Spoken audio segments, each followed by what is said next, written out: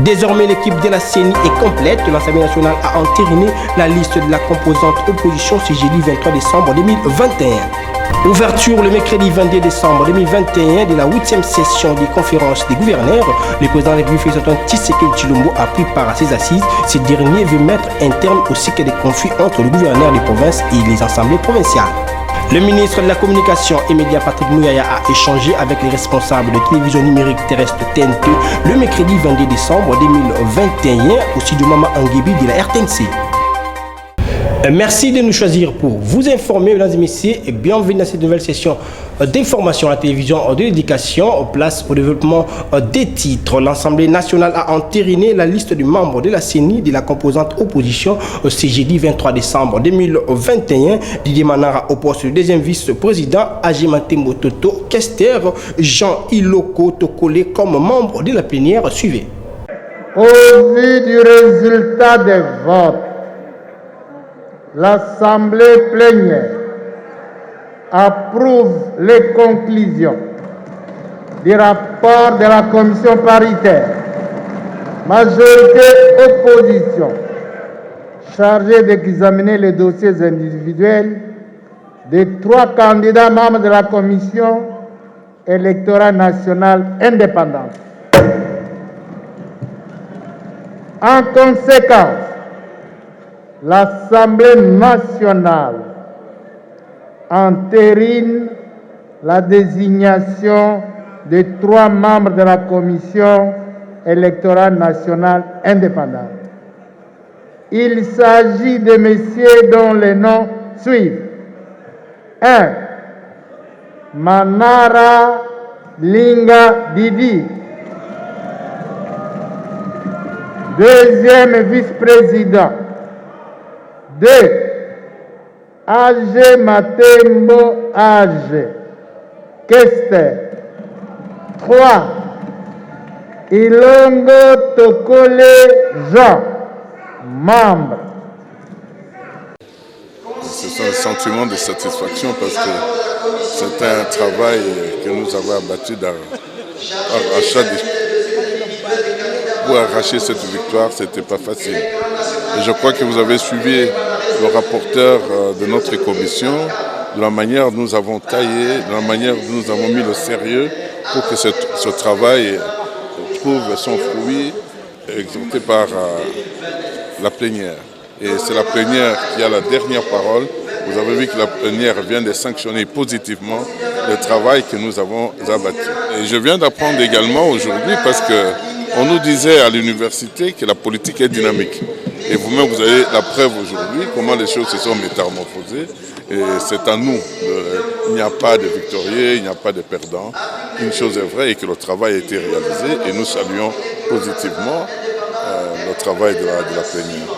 Ouverture le mercredi 22 décembre 2021 de la 8e session de la conférence des gouverneurs. Le président de la République veut mettre un terme au cycle de conflits entre les gouverneurs des provinces et les assemblées provinciales. Suivez cet élément. Réfléchir ensemble et donner des solutions sur la manière dont les gouverneurs des provinces et leurs assemblées provinciales doivent travailler de manière harmonieuse et pacifique. Tel est l'objectif poursuivi à travers cette 8e session des conférences des gouverneurs ouverte ce mercredi à Kinshasa. Devant les chefs d'exécutifs et législatifs provinciaux, le chef de l'État Félix-Antoine Tshisekedi Tshilombo, en sa qualité de président de la conférence des gouverneurs, a peint un tableau très sombre des rapports entre les 2 institutions provinciales. Dans ces contextes de conflit, a-t-il dit, aucun développement n'est possible. Il vous souviendra, mesdames et messieurs, que j'évoquais au cours de mon adresse à la nation du 13 décembre dernier, devant les 2 chambres du Parlement réunies en congrès, l'instabilité observée au sein des assemblées et des gouvernements provinciaux au point d'hypothéquer fondamentalement le développement des provinces concernées. En effet, sur les 26 provinces que compte la République démocratique du Congo, 14 ont connu la destitution de leurs gouverneurs par les assemblées provinciales. Dans certaines provinces, les présidents des assemblées provinciales ont aussi été démis de leurs fonctions. Cette valse de destitution, loin de ne constituer qu'un signe évident d'instabilité institutionnelle chronique, empêche surtout de mener à bien les programmes de reconstruction ou de développement attendus par la population. S'agissant de la responsabilité des gouverneurs de province, alors qu'ils sont investis sur base d'un programme politique, il ressort en général que l'action de leur gouvernement est jugée inefficace et éloignée des objectifs assignés. Dans leur propre mémorandum lu par le président de leur collectif Pancras Bongo, gouverneur de la Chuapa, les gouverneurs de province pointent d'un doigt accusateur le gouvernement central qui ne donne pas des moyens ainsi que les assemblées provinciales qui se servent de leur pouvoir de contrôle pour régler des comptes aux gouverneurs. Dans leurs recommandations, les gouverneurs de province proposent le dépôt d'une requête en interprétation de l'article 138 de la Constitution sur la motion de défiance ou de censure. L'autre proposition est la mise sur pied d'un moratoire pour ces motions qualifiées d'armes de destruction massive. Les travaux vont se poursuivre à huis clos et chacun des gouverneurs devra présenter le rapport de son entité. Le ministre de la Communication et Médias, porte-parole du gouvernement Patrick Mouyaya, a échangé avec le responsable de télévision numérique terrestre TNT le mercredi 22 décembre 2021 à studio Mamanguebi de la RTNC. Le but de cette réunion, assainir l'espace médiatique congolais envahi avec des télévisions non viables sur la TNT, sur cet élément de Francois Sanga. Studio Mamanguebi, lieu choisi pour abriter cet échange entre le ministre de la Communication et Médias, porte-parole du gouvernement, et les éditeurs de programmes de la télévision numérique terrestre en présence du DGAI de la RTNC, le DG de Renatelsat, le représentant du ministre de PT Antique ainsi que le secrétaire général aux médias. Comme thématique, la subvention de médias par l'État, le droit de licence, la viabilité ou non de certaines chaînes, la migration de l'analogie à la TNT, la fin de la gratuité de chaînes privées pour l'amélioration de services de Renatelsat, le contenu médiatique, bref, mettre de l'ordre dans le secteur médiatique congolais. On fait un tableau général, on sait qui est en ordre avec la loi, on sait qui est en ordre, non pas seulement avec la loi, mais avec les exigences du métier. Est-ce que tous ceux qui sont aujourd'hui dans les secteurs sont prêts à répondre aux caprices de cette femme qui s'appelle télévision? Ceux qui ne sont pas en mesure de répondre à ces caprices, je suis désolé. On va les aider à faire un autre métier.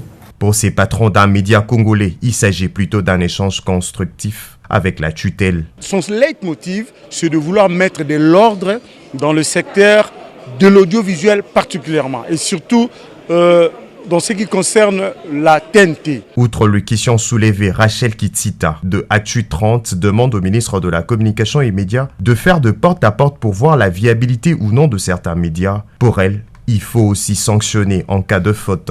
Il faudrait accepter qu'au nom de la loi et au nom des principes qui régissent l'organisation et le fonctionnement des médias en RDC, qu'on arrive à un moment donné à fermer et à mettre de l'ordre. Étant un professionnel du métier, le ministre de la Communication et Médias, porte-parole du gouvernement, s'est donné comme mission non seulement de changer le narratif congolais, mais aussi de redorer l'image de la télévision congolaise. Patrick Mouyaya place 2022 comme un nouveau départ dans son secteur de médias. Les enseignants de quelques écoles désactivées par le ministre de l'enseignement primaire, secondaire et technique étaient en sitting le mercredi 22 décembre 2021 à Kinshasa devant les installations abritant le ministère de l'EPST pour exiger la réactivation de leurs écoles. Sur cet élément de Ginel Bézo.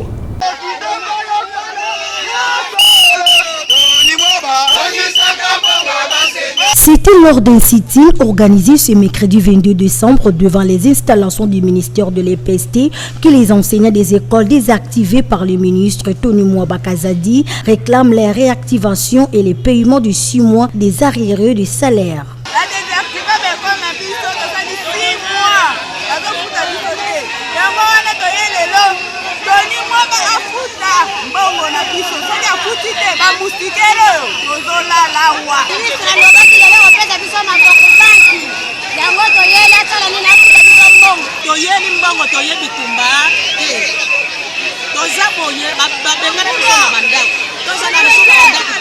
En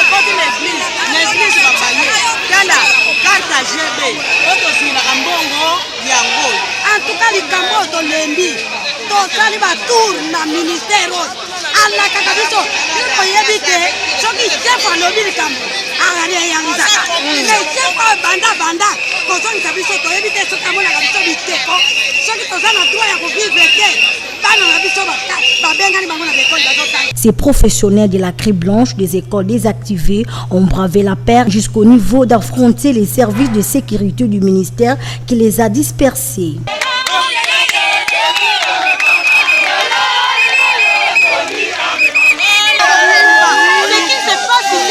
Pays, ça ne s'est pas nulle part ailleurs. Depuis les mois de juillet, nous sommes désaffiliés abusivement. Et à chaque fois que nous venons ici, il y a toujours des promesses mal données. Oh la commission travail, Je suis en tant que garant à la nation, quand solution pour le ministère de l'EPST, ça ne va pas. Avec Tony Mwamba, ça ne va pas. Nabanda, vous pouvez tout opiner, Babaya, Babini, c'est la banda. Donc, Naba, famille, tout ça.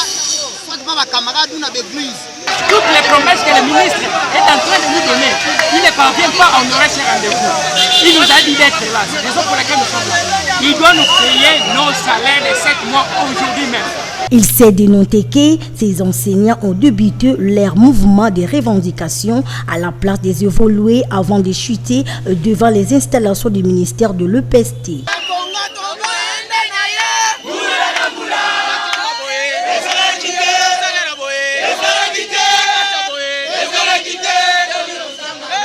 La visite du président de la République dans les Kasaï oriental d'ici la fin de cette année n'a continué pas moins à susciter débats et commentaires dans l'espace kassaïen.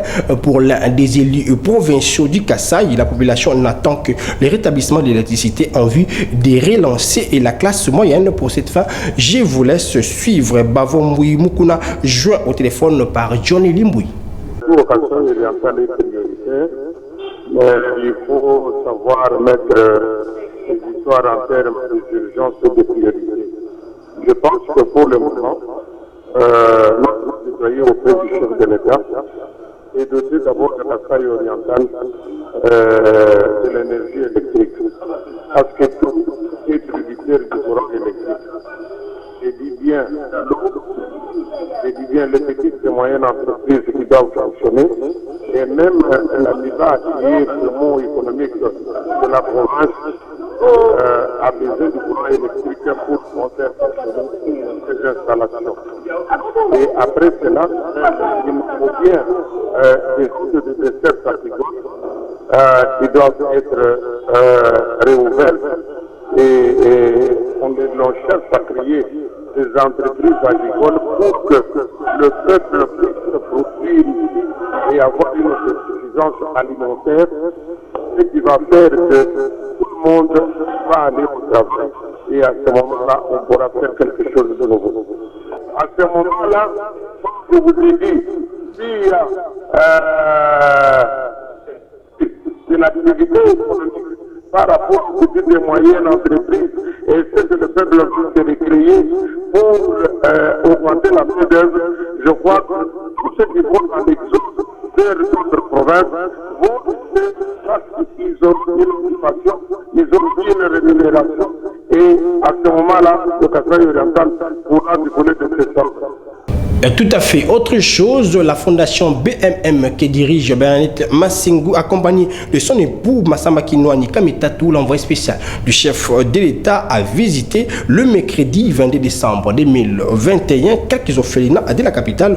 Question de soutenir les orphelins durant cette période de festivité. Suivez cet élément de Guilain Mayamba.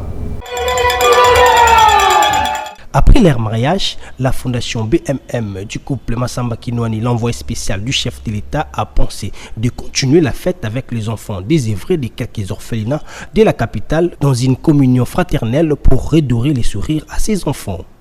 Une tournée qui a commencé à l'orphelinat Ma Famille de Débonhomme à 6e rue numéro 119 bis dans la commune de Matete, où ils ont été accueillis chaleureusement par les responsables de cet orphelinat et les enfants. Le couple Massamba a passé de bons moments avec ses enfants en les partageant le jus, biscuits, bonbons et autres avec une enveloppe consistante pour permettre à ces derniers de bien passer ces périodes de fête de fin d'année. Le responsable de l'orphelinat Ma Famille a remercié le couple Massamba d'avoir pensé à eux. Je crois que la fondation BMM, ce n'est pas la première fois que nous visitons. Chaque fois que nous faisons ça, c'est le centre Ma Famille qui dit le soir. Le centre Ma Famille héberge des enfants orphelins, des enfants abandonnés et les enfants en conflit avec la vie. Très touché par ces gestes, l'un des orphelins a prononcé quelques phrases d'amour pour la fondation BMM.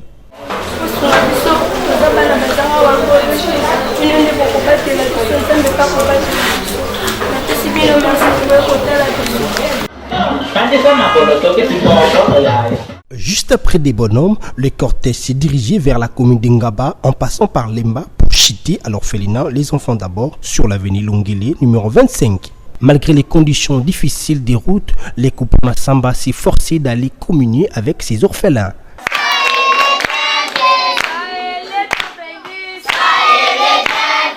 Satisfait de voir la présence de la fondation BMM dans leur établissement, la responsable de l'orphelinat Les Enfants d'abord s'exprime en ces termes.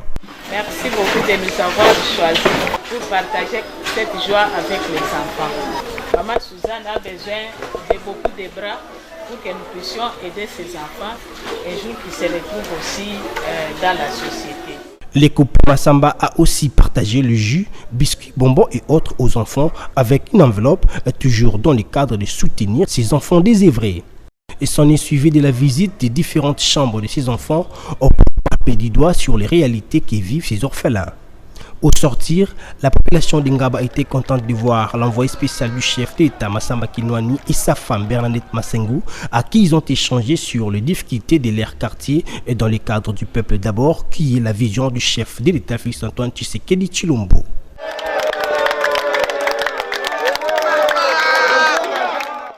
Parlons province. Dans cette édition en Ituri, 7 présumés criminels spécialistes en vol à main armée dans la ville de Bunia ont été arrêtés par les forces de l'ordre. Ces derniers étaient présentés le mardi 21 décembre 2021 au gouverneur militaire Luboya Kashama Johnny dans Mikatako pour plus de précisions.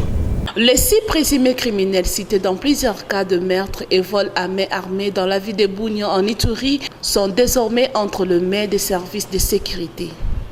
Ils ont été arrêtés avec 3 armes AK-47 et 10 chargeurs garnis, explique le commissaire divisionnaire adjoint Ngoïse Lengwa, commandant de la police nationale congolaise en Ituri. Il vous souviendra que depuis le mois de mai, la ville de Bunia et quelques entités ont été secouées par des faits criminels dont les auteurs, parfois quelques-uns arrêtés, d'autres en fuite. Mais votre police, avec des instructions claires que nous recevons chaque fois de votre part, ne dort pas. La moto d'une victime touchée par balle a été retrouvée par la police. Le taximan arrêté a avoué d'avoir facilité ces opérations criminelles.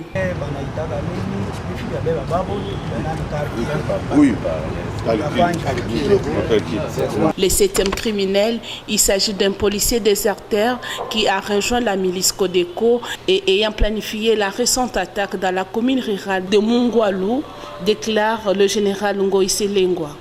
Le commandant des opérations qui a conduit l'attaque de Mungwalo, il est à la fois avec nous et à la fois avec Codeco. Il n'est pas seul, 2 de ses collègues sont en fuite, mais ils seront récupérés. Cette série d'arrestations témoigne la détermination de l'équipe de l'état des sièges de mettre fin à la criminalité urbaine, a dit le gouverneur militaire, le lieutenant général Luboya Kashama Johnny. Nous allons continuer à les poursuivre, ces gens qui créent vraiment le malheur dans nos populations. Par ailleurs, 2 dupes de l'armée ougandaise volées puis récupérées par la police ont été restitués à Aru, au nord de Bunia.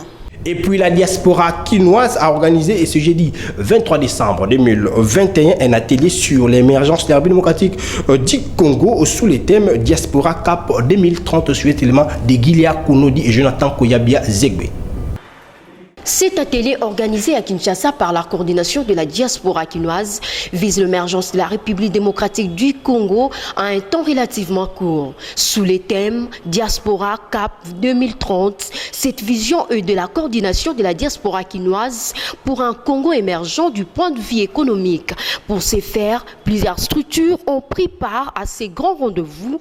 Question pour elles de changer sur le piste de solutions afin d'amener le Congo vers le développement tant voulu par le chef de l'État Félix-Antoine Tshisekedi Tshilombo. La diaspora mettra en place pour le développement du Congo. Nous avons lancé un défi de voir le Congo émergent en 2026.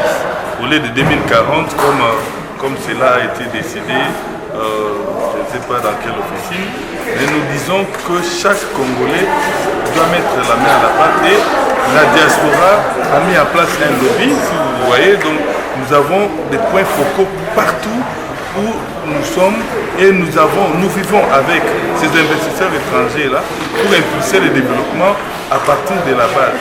Cette rencontre a ainsi permis à la diaspora quinoise de se faire une idée sur comment créer le réseau d'affaires pour faciliter le développement de partenariats privés et publics.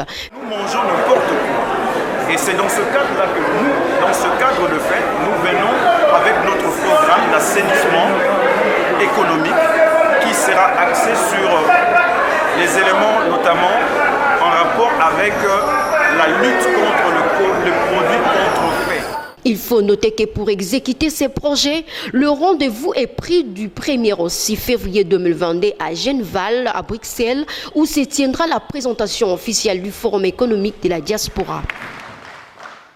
En sport, pour boucler complètement cette session d'information, à quelques jours de l'ouverture de la Coupe d'Afrique des Nations, le président de la Fédération camerounaise de football, Samuel Eto'o, exprime ses inquiétudes quant à la suite réservée à cette grande messe africaine où d'aucuns parleraient déjà d'un possible report. Je n'ai pas de délai pour plus de détails. Les rumeurs sur les possibles reports de la Coupe d'Afrique des Nations ne cessent d'enflammer sur les couloirs de la Fédération internationale de football association. Ainsi, ces bruits n'ont pas laissé indifférent le nouveau président de la Fédération camerounaise de football. Pour Samuel Eto'o fils, la Coupe d'Afrique des Nations aura bel et bien lieu du 9 janvier au 6 février 2022 au Cameroun. Et ce sera un succès. Il a en outre ajouté que la CAN va bénéficier de l'appui considérable du gouvernement du Cameroun. Cet ancien gloire du football dit ne pas comprendre les raisons qui motiveraient les reports de cette grande messe africaine, en dépit de cette quatrième vague de la pandémie de la Covid-19 qui secoue le monde en général et particulièrement les continents africains. Selon lui, sous d'autres cieux, il y a des compétitions qui sont organisées avec l'accès facile au public dans les stades. Bref, Samuel Eto'o n'est pas allé derrière les dos de la cuillère pour pointer du doigt certains Africains si et seulement si il y aurait report de la Coupe d'Afrique des Nations l'année prochaine. Place au rappel des titres. Désormais, l'équipe de la CENI est complète. L'Assemblée nationale a entériné la liste de la composante opposition ce jeudi 23 décembre 2021. Ouverture le mercredi 22 décembre 2021 de la 8e session des conférences des gouverneurs. Le président de la République Félix-Antoine Tshisekedi Tshilombo a pris part à ces assises. Ce dernier veut mettre un terme au cycle des conflits entre le gouverneur des provinces et les assemblées provinciales. Le ministre de la Communication et Médias Patrick Mouyaya a échangé avec les responsables de télévision numérique terrestre TNT le mercredi 22 décembre 2021 au studio Mama Anguebi de la RTNC. Et c'est ici que prend fin complètement cette session d'information. Si vous avez aimé, dites merci à la grande équipe rédactionnelle de la télévision de l'éducation. Prenez soin de vous, car chaque jour est une vie. Joyeux Noël.